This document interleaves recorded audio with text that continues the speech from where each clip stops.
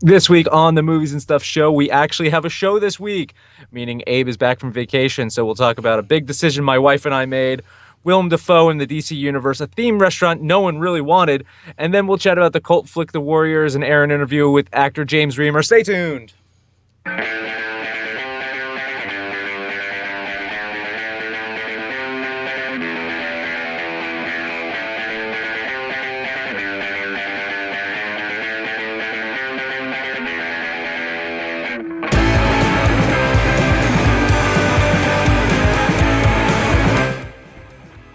And welcome once again to the Movies and Stuff show. We are coming to you live from the suburbs of New Jersey and Missouri. My name is Dan, and joining me is a man who will never, ever be able to go on vacation again, Abe. Hey, yeah. I guess things didn't go as smoothly as we planned, huh? You know, I tested it out. I tested it out several times. Remember, throughout like a week, I was telling you. Yeah. I tested it out. It worked. I did a live test with Marty the 2 days before on Sunday. I did a live test with him. Worked perfectly. Right before we're about to go on issue number 1, I had no sound. I could not get sound. I'm like, what the hell happened? I resolved the sound issue to a degree. I come up with a solution for it. And then that's when everything just fell flat. Oh. Whatever it was, I had no connection to YouTube. So it's a lost episode for us, which is sad because it was a good conversation. We'll have Marty on again, and we'll actually do a real episode now that you're back and you're never, ever going on vacation again. That's it. Every day's a vacation for me, really. Every day that you do a show with me is a vacation. I know you think that, and you keep saying that. How was your actual vacation anyway? It was good. I really had fun. It was very relaxing. I ate way too much food. I even knocked a few back, and I'm not really a big drinker. That's surprising. I'm not a big drinker, yeah. I think day one, I was like, what you doing? He's like, I'm drinking. I'm like, no. It happens. Seriously? On occasion, yeah. Caffeine and nicotine are my big vices, and so drinking never really comes up for me. But it did this time. It was fun. I think that my big takeaway from the vacation, or at least one of them, is I'm really mad at Delta right now. Why do you never have enough space to bring carry-on bags on? Why do I have to check my goddamn bag, my little carry-on? It's ridiculous. I hate that. Oh God. I'm not. I don't fly that much. I've probably flown 10 times or so since 2001. Oh wow. Yeah. And I don't like it. I don't like flying. I'm sitting next to Typhoid Mary, who's just coughing up a lung right here.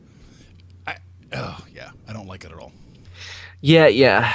I used to have to travel a lot. I think I've mentioned this to you before, and I've probably mentioned it on the show. Like, I've had to travel a lot. Not so much in the last year or so, which has been great because I don't like flying either. I've done multiple trips to and from Hong Kong, and that's a 15+ hour flight. Oh, Jesus. I've spent, cumulatively a month of my life in the air just flying to and from Hong Kong. And sat next to Typhoid Mary on that flight, which is just terrible because it's just like, there's no way I'm not getting sick sitting next to someone who is coughing up a lung on me on a 15-hour flight. I mean, and the benefit of a flight such as that, though, is I got to watch a lot of movies. So I think on one of those flights, and I mentioned this on my old podcast, I think I ended up watching a combined 12 movies over the 2 flights or something like that. It was ridiculous. I watched so many movies on that I wouldn't have had time to watch on the ground. So that's the one benefit. That's the only benefit I can think of flying. Wow. Everything else just terrible. Apparently, Tom, that guy that occasionally is on the Veggie Lasagna show, he's telling me that Delta has good cookies, though. And I said, well, I didn't get any cookies. He says you have to ask for the cookies. There's hidden cookies on a fucking Delta. There's hidden cookies on a Delta flight. I just think that Tom has a way with the lady flight attendants. Yes, they can't resist his charms. I think so. Yeah. I think that's it, and that's how he gets free cookies. He doesn't even say free cookie. He doesn't even ask for a cookie. I just he just kind of flashes that smile, Yes. and then that's it. Free cookie time. Right. Well, you know what they say, Tom. The women can't avoid a man and an ascot. Free cookies is a euphemism for sex, right? Yeah, it is. That's what we're talking about. Yeah. I gave up. I gave up, Abe. Friday night, my wife and I went to go see Murder by Death, one of my favorite bands. They played in New York, and it's a topic unto itself. I'm sure the show was just amazing. It was absolutely awesome. We had a blast. But the biggest item to come out of that evening was an agreement that probably should have come years ago between me and my wife. We have mutually decided to give up on The Walking Dead. Whoa, that's remarkable for you. Giving up. Yeah, It is. I mean, I watched How I Met Your Mother to the bitter end. that's a show I could never even get into, let alone out of. But no, that's really remarkable that you actually gave up on a show. How shitty is it? I mean, it just I don't know. It just hasn't been good. I could just leave it at that. I mean, I don't know, man. Like, I just watched it because, I felt like, in a way, I owed it to the show. It's weird. It's like, well, I've watched it this long, so I got to continue watching it. I haven't been thoroughly entertained by it in many years. It's predictable. It's cyclical. That's the worst part about it. Is it's like, Rick feels bad about himself. Rick feels good. Bad guys show up. They beat the bad guys. Rick feels bad. Rick feels good. More bad guys show up. They beat those bad guys. I mean, it's just enough already. And I think I mentioned to you that we even watched Fear the Walking Dead. Oh, you are a glutton for punishment. Gave up on that too. Yeah. Yeah, Walking Dead was really a show I couldn't get into either. Yeah. Really. I may have made it through the first season. First season I felt was good. I felt first season was good. Second season and that's the thing is each season has its moments. It's not like awful. I don't consider it awful TV, but it's just not worth watching. And I think the justification my wife gave, and it was just she didn't have to argue because I had already agreed before she let in her argument, but she continued with her argument because she's a brilliant person and she has great points. Was the fact is that you got shows like Better Call Saul and American Crime Story and Fargo and Hap and Leonard. And these are great TV shows. There is great TV on. And watching a show like The Walking Dead, it's just like, well, why am I spending time on this when there is great TV? And there's possibly great TV that we aren't watching, So, done. Divorced with The Walking Dead. Good. I'm glad that you finally. This is a first step into a much larger universe. That's it. Yes. That's it. You can actually bail on things that suck. Well, Maybe not the Mets. oh, I was gonna say Game of Thrones starts up this Sunday, so Yeah, well, you'll come around eventually. I don't know, man. Only 23 more episodes of that left. So 23 hours, a whole day wasted. what are any comments about The Walking Dead? Anyone actually watch it? Our boy Tom again says Dan has a good handle on the superhero series formula there. It's true. It's Yeah. true. I doubt myself. I feel good. Bad guys. Yeah, That's pretty much it. Hey, good segue. Thanks, Tom. You didn't even see our show script. It has nothing to do with Lebanon. We're going to talk about Willem Dafoe. Yeah, we're an entertainment show. We should cover some entertainment news. Willem Dafoe is apparently going to play a good guy. He's going to play a good guy. A good guy in the Justice League movie. First off, I don't think Willem Dafoe could play a good guy, but fine. He played Jesus, goddammit. That's what I'm saying. He could never play a good guy. Oh. And he's playing a good guy in the Justice League movie, but he's yet another of these crossover superhero actors. J.K. Simmons is going to play Commissioner Gordon in Justice League. And both were in the original Spider-Man movies, the Sony Marvel, and now they're going to DC.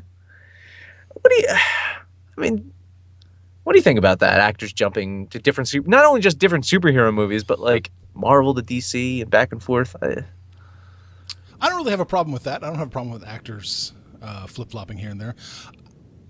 I wonder what the motivation is behind it. Money?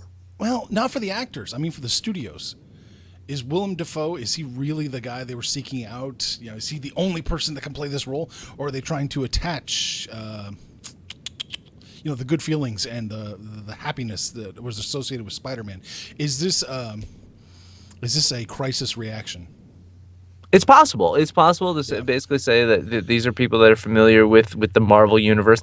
I think there's been enough. See, I think my stance is that there's been enough time removed since that original Spider-Man movie. What is it? It's now like 16 years ago? Yeah. Something like that. Yeah. I think there's enough time removed that like someone like J.K. Simmons and Willem Dafoe that you're not going to really connect them to the Marvel Cinematic Universe. It's not like Chris Evans is now, jumping over and playing Superman. It's not like that. Mm-hmm. It's Chris Evans though has been in quite a few superhero films, hasn't he? He was also in that Fantastic Four movie, right? He was. Yeah. Yep. And I don't know, Star Trek. a lot of sci-fi fantasy. Was he in Star Trek? Chris Evans? Kirk's dead, right? Kirk's dead. In the first few minutes of the movie. Really? Yeah. Huh. Really? Chris Evans? Who am I thinking of? I don't know. Not Chris Evans. Who, Thor? I'm talking about Captain America. Captain America. I was getting Thor and the other guy mixed up. They're so bland. Damn it. Who's Thor? I can't think of Thor's name off the top of my head now. Now I'm Noah totally... Noah Syndergaard, right? We can move on. Anytime. There's another Chris. Aren't they both Chris's? Chris Hemsworth. Yeah. It's not my fault for getting the Marvel people mixed up. All right, let's move on to a topic that is near and dear to your heart. You lived in the city of Chicago. You were very familiar with the city of Chicago, and you would have stayed in the city of Chicago if they had a Saved by the Bell theme restaurant like the one that's opening in June. Yeah, I can't wait for it. I get the impression that you are not one of those people that gets the appeal of Saved by the Bell. No, I don't get the appeal of Saved by the Bell. I really don't. I totally missed out on that. Was I too old? When was Saved by the Bell? You were too old. I'd say what was that? Late 80s, early 90s. You were in college at the time.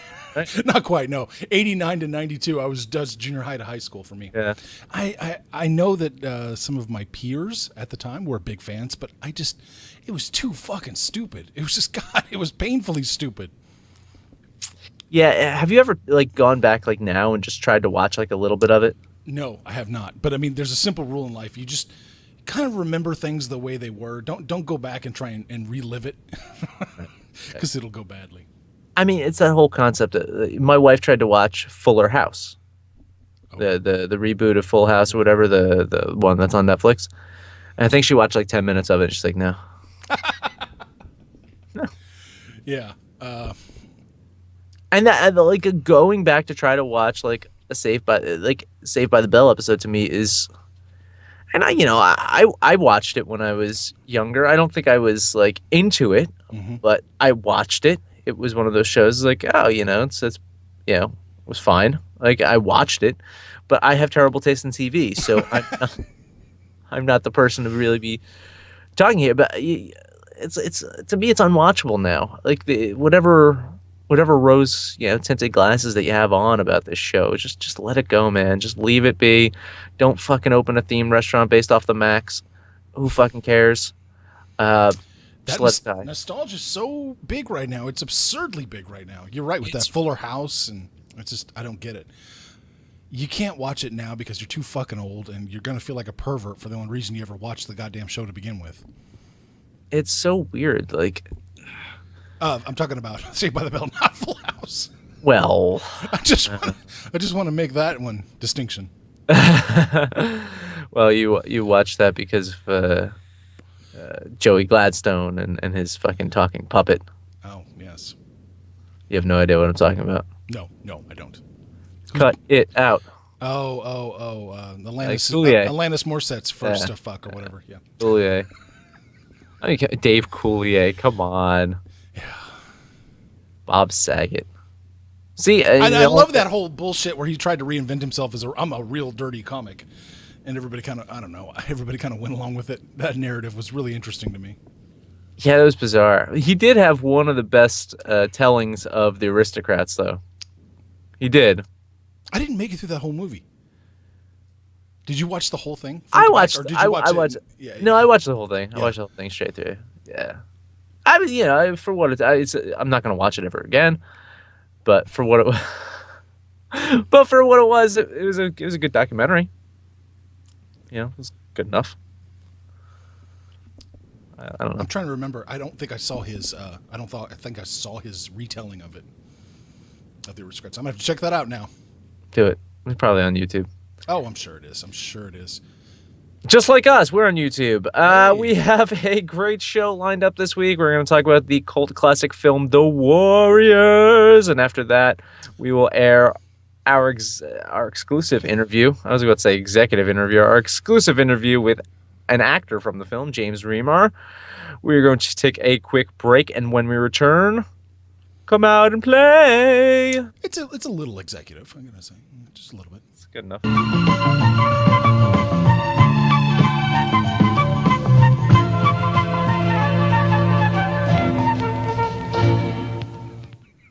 Back to the old transition, I see. Well, yeah, we kept fucking. I kept fucking up the transitions for every review, so I just went back to basics. I like it. Yeah, Tom is saying the show has taken an interesting turn. There were a couple twists and turns a few minutes ago. I agree. I'm still fucking out of it, man. There's no lie. I'm still getting my sea legs back from the vacation. You know. And for those that tried to watch the show last week, I mean, attempted to watch the show last week, they know that I feel Tom's pain with veggie lasagna every week, and the trials and tribulations he has to get the show up and running every week. Yeah. The difference is Tom has succeeded. So, despite everyone on the Veggie Lasagna show trying to hold Tom down, Veggie Lasagna, yeah. That puts Tom up here and me like easily down here. Wow. So, Oh. kudos to people that can actually do this fucking thing, because I sure can. We are talking about The Warriors, and it's one of those beloved cult classic movies. Focuses on a gang that is accused of killing another gang leader, and they need to travel through New York to get home safely as other gangs hunt them down. When did you first see this film? Wow. Man, I don't remember it. It was sometime like junior high-ish on, like, I think it was Stars or something like that. You know, I remember Stars was like offering free summers to people when they first started. And I swear I saw it then. Yeah. Yeah. I mean, I saw it when I was pretty young, and I enjoyed it. I enjoyed it when I was young, and rewatching it again, I enjoy it now. So you rewatched it last week while on vacation. I did. I stopped my vacation to do a little work and watch The Warriors. Thank you. Yes.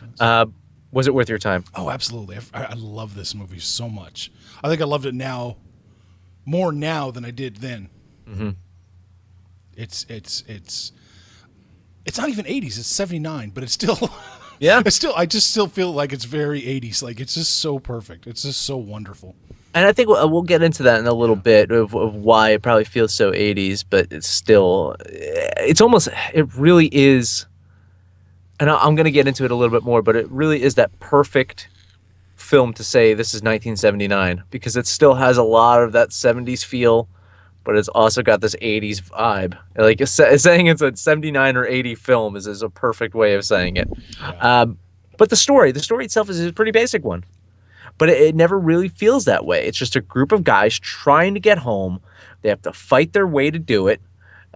And you have all these great different gangs and the great gang personalities, and I all love them. The costumes were fantastic and over the top at times. At times, Yes. just way over the top. But I mean, some of them were fairly, tame compared to others. So, Yes. but it's just one of those films that that focuses on the journey and the troubles of getting home. Just there's so many of those great films that are just centered on we need to get home, and this is just another one of those. But it works so well. Uh, Thoughts on the story? Does the overall story work for you? Oh, absolutely. It's a classic, right? I mean, it's based on that the mythological tale, right? Yeah, as they tell us you in the tell us in the opening. I mean, so yeah, it's a classic story, and it really works well. The way it adapts a classic story. Now, one thing I wanted to ask you is the story sci-fi? Would you call it sci-fi because it's supposed to be set in the future? Are we going to call it sci-fi? I think I think it's kind of sci-fi. I don't know. I think just because it's set in the future doesn't necessarily make it sci-fi. Right. I think it's almost like alternate reality in that regards, like a like a alternate future. We'll say, right? Because So, as far as the story goes, there was two things I kept thinking of. One was Escape from New York, as kind of its spiritual cousin, and I also wondered about Star Wars. You know, Star Wars really set the template 2 years earlier of digging up old mythology and bringing it into, I guess, an alternate reality because it's or a sci fantasy. And I wondered what was going through Walter Hill's head at the time, if he was thinking Star Wars. I mean, especially because knowing what Walter Hill would go on to do, working on the story for Aliens. Well, he already, had been doing that, and Yeah. then writing the screenplay for Alien 3. So he does have this connection to sci-fi, but he's also, he's all about, telling these unique stories. I felt like 48 Hours is another one of those just kind of unique, stories about these two guys and their misadventures in a way. He has this unique kind of vision and the way that he frames a story. So I could see him kind of approaching this in a science fiction, kind of taking a mythological story and giving it a science fiction you know outline, Right. but not making it truly science fiction. It's not like they're shooting each other with laser guns or anything like that. It's But it's still very fanciful. I mean, oh, absolutely, the ideas of absolutely. these gangs, and that's how they are, and they're scary, scaring New York potentially. Yeah. Yeah, it's really interesting. I really like that whole, alternate reality take, as you would say. It's really good, and I love the underground society, kind of movement in it too. It's really cool. Yeah, I think that's one of the things that works so well about this film is on their journey home. You think about like a 3 arc structure, and they basically say when you need to have like an obstacle and then overcome that obstacle, and then the obstacles in this film were just so good. Like if you followed the 3 arc structure and you described these obstacles on like a timeline, they were just so good. They were approaching things that in reality could happen, and it all happened to them. Things like the fire or having the subway breakdown, things like that. Yeah, absolutely.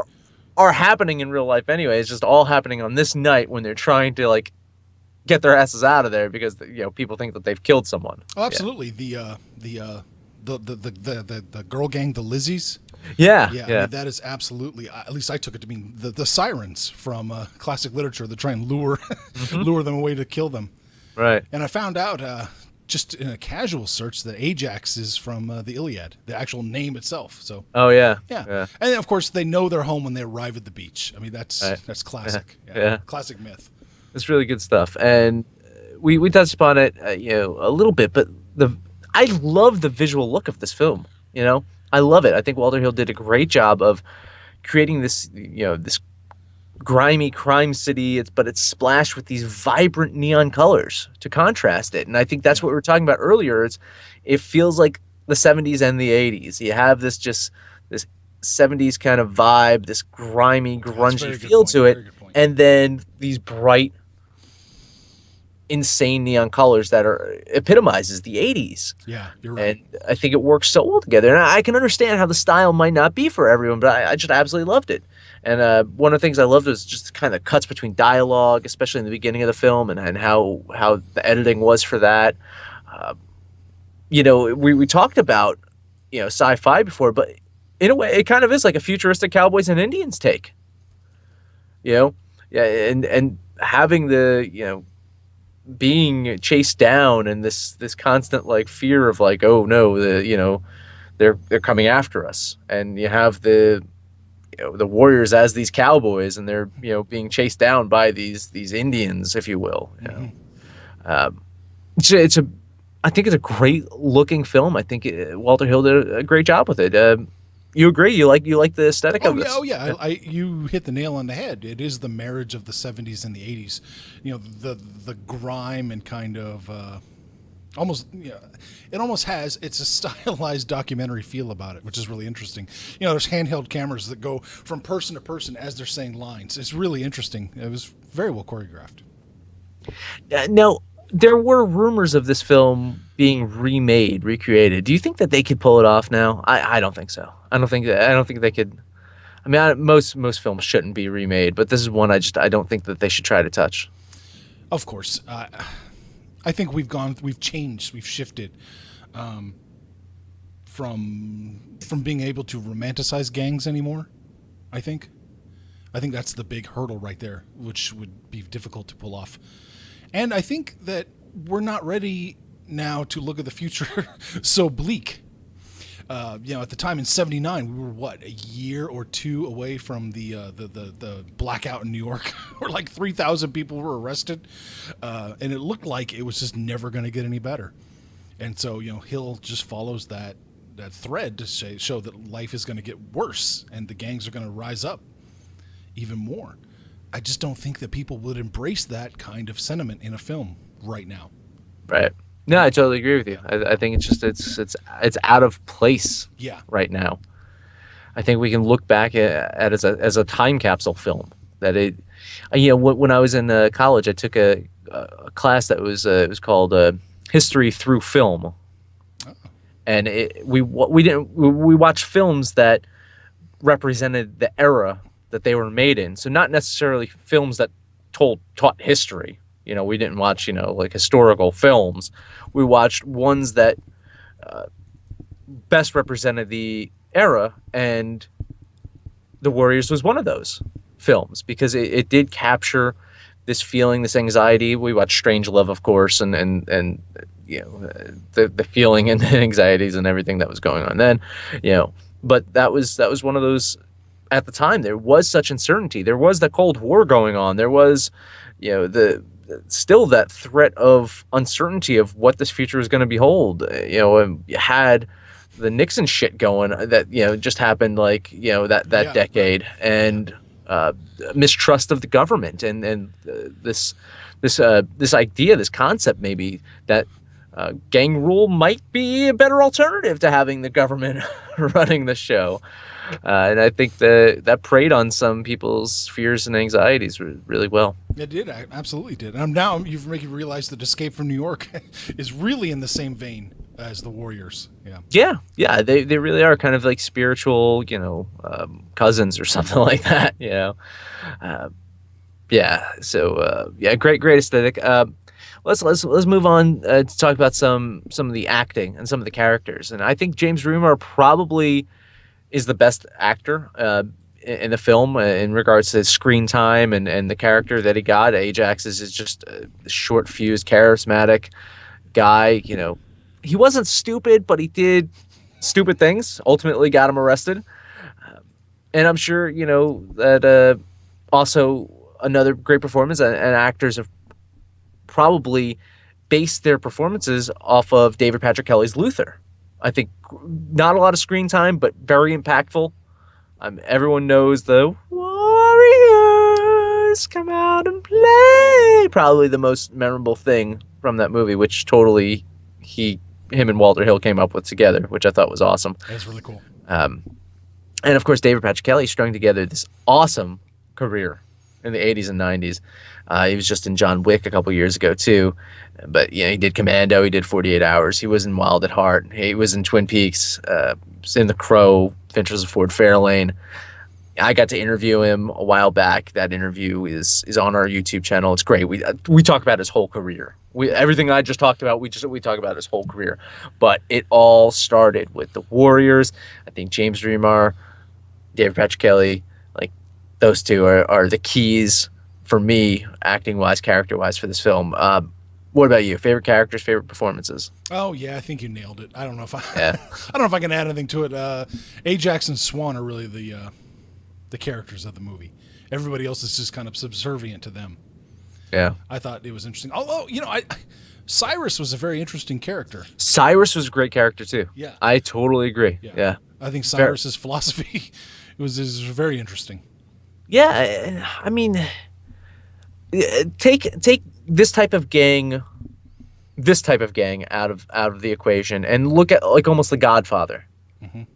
And Cyrus is kind of like The Godfather in many ways, trying to get the families, at least, to have a peace accord or something, like Right. trying to like come together and say we could rule this. We could take over if we can set aside our differences. Like we could be the ones that run the show. I've been watching Rome. I have two more episodes of Rome left as well, and some similar concepts in that as well. Going back to ancient Rome and how these gang leaders had to coexist and take their share of the pie, and try to come up with something that was for the greater good. And I think Cyrus was of that mindset. No, I agree 100%. I think Cyrus actually, because you don't believe for a second, at least I didn't believe for a second, that he was planning to take over so they could rain terror and lawlessness over New York. He was a visionary. Right. He was messianic almost. He was going to bring peace to New York. Exactly. Yeah, there comes a point when the corruption and the poverty is so high that even the criminals will decide it's time for change, not just the normal people. And I think that was one of, I won't say one of the slip ups, if you will, of the story, was when they asked Luther, "Why'd you kill Cyrus?" I think they could have taken it to another level with that, but instead he's like, I just like doing it. Yeah, something to do. Yeah. Right, and it's just something to do. Which again, it's not bad. Like I get it. It's just we had nothing better to do. But I think they could have taken it to a different level of thinking if they would have approached it as why would we want to live in that world that Cyrus described? Right. Right. And at least question their motives to, did they do the right thing? Did he do the right thing by killing Cyrus? Was it bad? And at least Yeah. give some ambiguity to it. But by just saying, nothing better to do.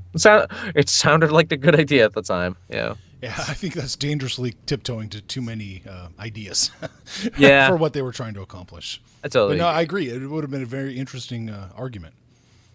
You the film itself was supposed to be a big blockbuster, Really. but it failed at the box office, and a lot of it was there was gang violence at theaters, so people didn't go. Oh my God. Isn't that ridiculous? Yeah, it is. It really is. Was it marketed well? I watched the trailer and they really made it seem like it was going to be an action movie. Yeah, I think there was a marketing snafu because it's not a big action. I think I'm say the men's room fight was really fun, well choreographed. Yeah. It took them 5 days to film it. It was a really good quote unquote action sequence, but yeah, it wasn't an action film, so I think that probably confused people. Mm-hmm. There's action in it, but it's more along the lines of just as we mentioned earlier. It's that journey home. Right. Right. That's what it is. Yeah. And you're probably right. It's a weird time. It's a dangerous idea to to kind of, I don't want to say glorify, but kind of mythologic. Give gangs a mythology. Right. Yeah. Especially when there's rampant crime for people going to the theater. And I mean, it was at almost the emergence, the beginning of what was about to be the crack epidemic. Yeah. And this the 80s were about to hit something terrible where gang violence was a real threat. Even a decade later, I don't think this film could have been made because at that point in time, gangs were something totally. That's in the 80s is when people started carrying like Uzis. That's when the gangs started becoming really violent. Prior to that, think of this movie. What did they have? They had brass knuckles. Some of them might have had knives, some bats. Yep. Oh, the furries. Yep. Like that's that's what they had. It was a quote unquote more innocent time. There's like what, 2 guns, 3 guns shown throughout the whole movie. Yeah. And I get into that when I talk to Remar. In the interview, we talk about that. It's just it's a different world. And 10 years later, with the crack epidemic and the gangs in America, it's you can't. Yeah, glorify is definitely not the right word, but I get what you're saying. Yeah. Like I don't want. Yeah, it's not glorification. I don't know if I can think of the right word. elevate or there's a right word, and just whatever, we'll think of it. Next week. Yeah. Yeah, we'll come up with it's like next week. I already said probably the most famous quote from the film, but do you have any other quotes from this film that you like? Honest to God, I can't remember a whole lot of quotes from this movie. Honestly, no, yeah, I'm just I don't remember that much dialogue. Like Ajax saying, "I'm going to shove that bat up your ass and turn you into a popsicle." That's a good probably, one. That was probably the one that stuck with me. Probably the second most known quote from the film. Can you dig it? Oh yeah, I forgot about that one. Yep. So I'd put that up there as well. But Warriors come out and play. Bottles. Simpsons did it. Yeah, absolutely. Oh, and doesn't Ajax call those that grungy gang? Does he call them a bunch of wimps or something? Yeah. You're right. It was a more innocent time. It really was. Yeah. It really was. Yeah. But good film. I really enjoy it. Yeah. Glad that we revisited it. Any other notes on that? Oh no, it's a really fun movie. I'm glad we revisited it again. When Ajax is in the park, it was bugging the shit out of me, going, "Who is that woman on the bench?" It's Mercedes Rule. I totally missed that. I had to look it up late after the movie was over. Another great cameo for this will be my last thought on it is Lynn Thigpen. She played the DJ, and she was the chief in Where in the World is Carmen Sandiego. That's so funny. Yeah, that's really good. The DJ was really a fascinating character. I think the DJ really, really helped that movie it become something next level. It did. It really did. Yeah. But I did wonder about somebody sitting at home listening to the radio going, "What the hell is she talking about?" What the fuck's going on? I wonder if it's like a secret radio station that only gang members have the access to. The FCC can't come in and shut them down. Yeah, it's actually run by Christian Slater from Pump Up the Volume. Oh boy. Yeah. Happy Harry Hard on. Chewing his blackjack licorice gum. There you go. And the FCC does not fuck around. In my old hometown, there was a guy that did a pirate radio station, and they just this low-powered one. You couldn't get 10 blocks, away. It would fade out. They actually came looking for him. Wow. Yeah, they do not mess around. FCC. Fucking A. Yep. But we got podcasts now. We got YouTube shows. We have an exclusive interview with James Remar coming up. So make sure you like this video, comment below, subscribe to us. We should put a subscribe button down here or something like that. Subscribe to us. You can also follow us on Facebook. You can follow us on Twitter. Tune in this Thursday for Master Debaters. I'm going to be on it. Oh, you are? I'm going to be on it. You're going to. How the hell did that happen? How are you on? You messaged me today. It's like, you're going to do Master Debaters. So I'm like, oh, okay. So I'm going to be on it. You're going to be on it. We're going to have... Jack Random's coming back. Jack Random's going to be on it. That's cool. And we have a fourth person that's going to be on it. Kim, I'm not going to pronounce his last name, or I am better, as he's known in some circles. All right. Yep. That's going to be a hell of a show. So that's this Thursday, 9 p.m. Eastern. Yep, 9 p.m. Eastern. Master Debaters show. We got some good topics we're going to debate about. Then you can tune in next Monday night for a brand new vegetable lasagna show right here on this channel. It's going to come on sometime between 8 and 1. Yes, 8 p.m., 1 a.m. It'll be on in those hours. Yep. Sometime. Yep. So just tune in to this station. Just keep your eyes peeled. Keep it open. Just wait. Yeah. And it'll happen. And you won't regret it. Nope. They're the Comcast of... they have a window of time that they will be on. But once same thing with Comcast. Once they come and set you up, then you're happy. So you got your cable.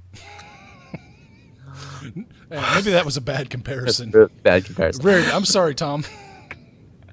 We will be back next Tuesday. We're going to discuss our top 10 favorite cult classic films. Whoa. Inspired by this episode, we'll talk about top 10 favorite cult classic films. Maybe The Warriors gets mentioned. Should be a good time.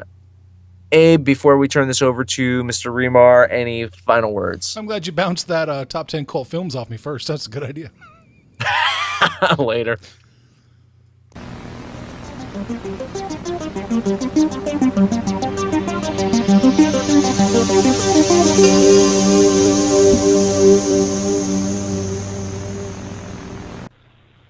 All right, James. Well, thanks for joining us. Really appreciate it.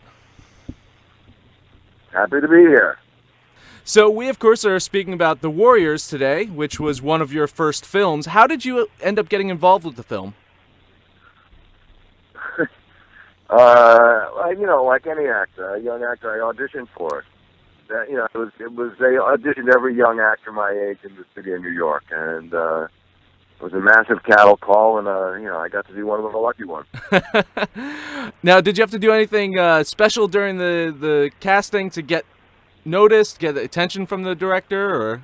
Well, really, the scene that I had to read was the park bench scene where Ajax get handcuffed to the park bench, and really the only thing I think I did that was outstanding was that I grabbed the corner of the conference table that Walter Hill and Frank Marshall and Lawrence Gordon and the casting director Jeremy Ritzer were seated at. And it was a big, long table. It was about 14, 15 feet long and 6 feet wide. And I started yelling and screaming the lines. And I guess in the energy of it, with leverage, I lifted the corner of the table up. So I think Walter's water kind of fell over or something. And it was pretty exciting. So he said, "Oh, he lifted the fucking table up," so I had to give him the part. I guess that's what set me aside. I said, help me stand out.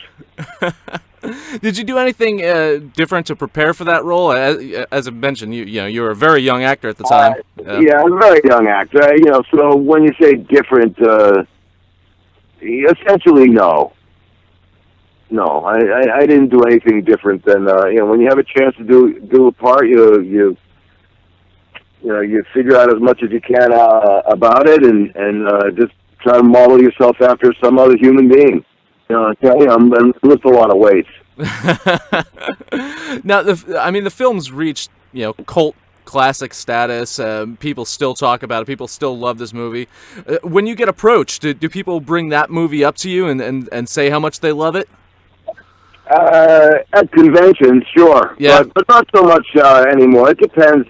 Guys, people there are a lot of Dexter fans now. Right. And, guys are typically like Dexter fans, or, Warriors fans still too. And, the ladies are more like Sex and the City fans. Right. So it is something that I do hear about, fairly frequently, but it is an old movie. Yeah. At this point, but at the conventions that I've only recently started attending some of those, I figured it would be fun to do that before I cash in my chips. There's a real affection for that movie. It's managed to stay relevant to people's minds. I don't know how relevant it is per se, but it's still a pretty trippy movie. And it's I think it's largely because of the costumes and because of the lack of guns. There's only one gun in the whole thing. Yeah, which is interesting because people equate it. It's a gang movie. it's a gang movie, and it's really there's one gun. So that's amazing. Yeah. And you have one of the probably the most memorable line is the Warriors come out and play, but you have also one of the most memorable lines of the film having to do with a baseball bat being turned into a popsicle stick. Now, was that entirely scripted, or did you add anything to that? No, that was entirely unscripted. Really? We were filming in Riverside Park, and the baseball furies are running around with these idiotic costumes on, and Ajax being who Ajax is, I felt like I needed to comment on it somehow, and talked about it a lot. I said, Walter, the guy looks like a lollipop or something. He says, well, why don't you say popsicle? So it was a collaboration where we just kind of came up with it visually. It was very striking. The guy, he looked like a big lollipop or popsicle, and it was really spontaneous. We Walter and I collaborated 100% on that. That's awesome. I mean, you ended up working with Walter quite a few times, right? On films? A total of 4. Yeah. Total of 4. I mean, he's my favorite director. He's the guy that put me on the map, and he's a tremendous human being, and really one of the great filmmakers.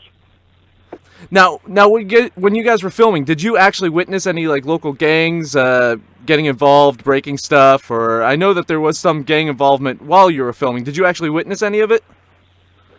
Some guys came up and confronted us one night. I think they'd had a little too much to drink, and they were mouthing off, but nothing really very serious. No.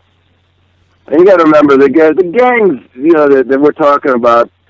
We were shooting in the Bronx, or attempting to shoot in the Bronx one night, and the kids that were in the gangs, they're 15, 16 years old, 14, 13 years old, and I was talking with one of them, and saying, so why you got to be in a gang? And he said, well, you don't got to be. You're the man. He was saying that I was grown up. Because I was 24 years old at the time, and when you're grown up, it was just. We were old to be in street gangs, because those street gangs in New York, for the most part, were teenagers. Right. So I don't know if that answers your question, but it was interaction with, young kids that were local gangbangers, but they were teenagers. Right. No, of course, yeah. And oddly respectful of me being a grown up. Which must have been weird for you, being considered a grown up at 24. Well, I was talking to somebody that I was 10 years older than. Right. And however immature I may have been at the time, he was a 14-year-old kid, and I was the man who shaved and paid his own rent. Now, in the world of kind of like reboots and remakes or anything like that, would you ever want to see The Warriors remade today, in maybe modern times, or in the near future? Or do you think it should just kind of stay where it is in time? I don't mind. Sure, yeah. Why not? I don't think that it's going to. It's hard to do now, because historically, the timing of the Warriors back then was such that it was just barely conceivable that there might be gangs of people and there was only one guy with a gun. Right. Because this was about 4 years before the crack epidemic, 4 or 5 years before the crack epidemic, and everybody started carrying, very, very dangerous assault weapons, and it was at the very, very tail end of a time when, New York gangers, might fight with chains and knives and the odd zip gun here and there, but it really, the idea of a gang not having guns now is absurd in this country. Right. So it would be hard to pull it together. I mean, we did it without comment. We didn't say this is the future or anything like that. We didn't name anything other than the location. You don't really know what year it is. There's a lot of ambiguity in it, but it's just believable enough. So that it can be sort of a timeless story. But that being said, if somebody has good enough imagination and they don't try to go too crazy with effects, they might be able to do it. But like I said, it's a very visceral movie, and it's just essentially a bunch of guys running, trying to get home. There's no room for major explosions and effects, and I think it'll be hard to do. I think so too. No, I totally agree with you. I don't think that it can't be done, but I think if they tried to do it today, I don't think they could capture that same, not even just the same aesthetic that you guys pulled off, but just the same feel of that movie. I think they would have to put in those explosions and gunfire and all Well, that that, stuff. yeah, and that would ruin it, because Right, that's not what the exactly. movie is. Right. If they do that, then it's not the Warriors anymore. Exactly. Yeah. The Warriors, the appeal of it to a young audience is that it's very visceral. It's just people on their feet running and fighting with their fists. Yeah. So it's very emotionally satisfying, and it's close up. It's not like mowing down 50 people with a machine gun or blowing them all up. Which oddly becomes very unsatisfying. Right. And not very dramatic. Right. If they shut off all the lights and they did people running and had these gangs and that sort of thing, maybe it could pull it off if they didn't try to make it into something that it isn't. So there's some classic remakes that actually I won't mention because it's probably career suicide, but they went so far off the original that they just screwed it up. I can think of a couple in recent years that took some great classic movies from the 80s even and changed them up to where they weren't the same identity anymore. And that would be my fear if they try to redo Warriors, You do it again. It's like when you do Hamlet, when you mount a production of Hamlet, you don't change the words. Some genius doesn't come along and say, "I'm going to rewrite Shakespeare." And it can be successful over and over and over again. So if somebody came along and did a remake of The Warriors and was true to the film, and it was a new crop of young actors, running and maybe a tweak of costume here and there, but if it's bare bones, people running on the ground and punching each other with their fists, and there's one person that has a gun, I don't see why not. Right. But if you try to reinvent the wheel, you're going to be uninvented warriors. Yeah, I mean, it would just essentially just turn into Warriors by name only, and just try to cash in on that nostalgic feel that all of us Warriors fans have, and at that point, it would not be. And then everybody will be very disappointed. Right. And I don't think that's fair. Just watch the original. Yeah, exactly. I always say that. Just watch the original. So I'll wrap this up now. I really appreciate your time, James. So I'll just throw this out there for you. You always seem to be staying busy. I'm constantly seeing you on shows, films, all that stuff. What do you have in the works? What can we look forward to seeing you in soon? Well, I'm on the NBC show State of Affairs with Katherine Heigl right now, and I play kind of a behind-the-scenes fixer guy who has a murky past, perhaps a CIA military background, mercenary background, and I closely associate with her.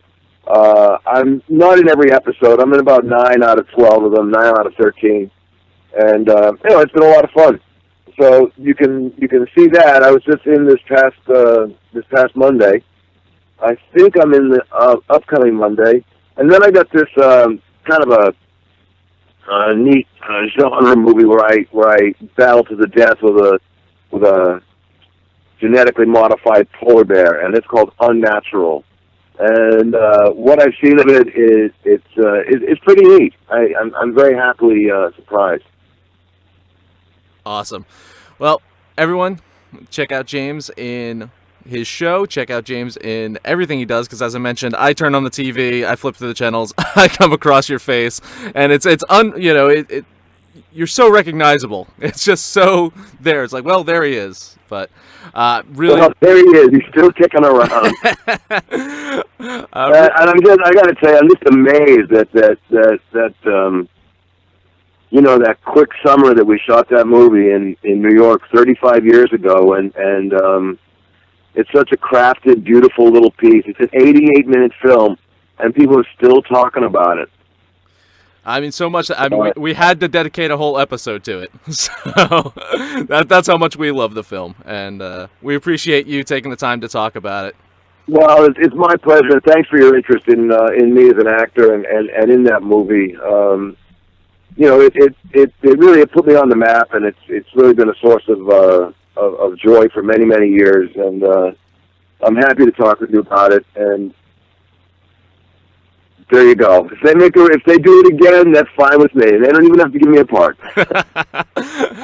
What would I be? The old man sitting on the corner? They'd have all the 24-year-old gang members coming up to you and now referring to you as the man. So. Well, there wouldn't be any. I mean, all I could be is like some old geezer on the subway. James, once again, thanks so much. Appreciate it. I appreciate it, Stan. You take care. Take care. Bye. Thanks, man.